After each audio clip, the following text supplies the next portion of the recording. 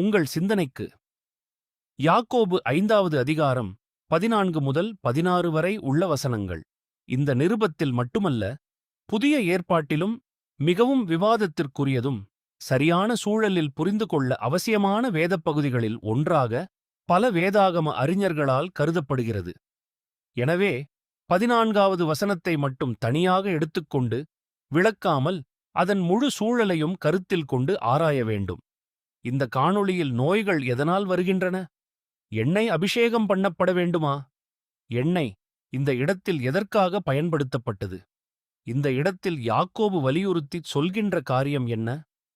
பாவங்களை மன்னிக்கிற காரியமா, அல்லது பாவங்களை மன்னித்து அதன் அடிப்படையில் ஜெபிக்கிற ஜெபமா, அல்லது எண்ணெயை அபிஷேகம் பண்ணி அந்த எண்ணெயினால் கிடைக்கக்கூடிய விடுதலையா?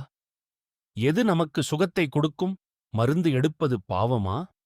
மீட்பின் திட்டத்தில் இந்த உலகத்தில் இருக்கின்ற நாட்களில் நோயற்ற வாழ்வை இந்த அழிந்து போகின்ற சரீரத்தில் கடவுள் வாக்குத்தத்தம் பண்ணியிருக்கிறாரா? அபிஷேகம் பண்ணப்பட்ட எண்ணெயில் வல்லமை இருக்கிறதா? இது போன்ற பல கேள்விகளுக்கு இந்த காணொளியில் பதில் உண்டு. இந்த காணொளி உங்களுக்கு பயனுள்ளதாக இருக்கிறது என்று நீங்கள் கருதினால் மற்றவர்களோடு பகிர்ந்து கொள்ளுங்கள். கடவுளுடைய பணியில் எசேக்கியல் சண்முகவேல்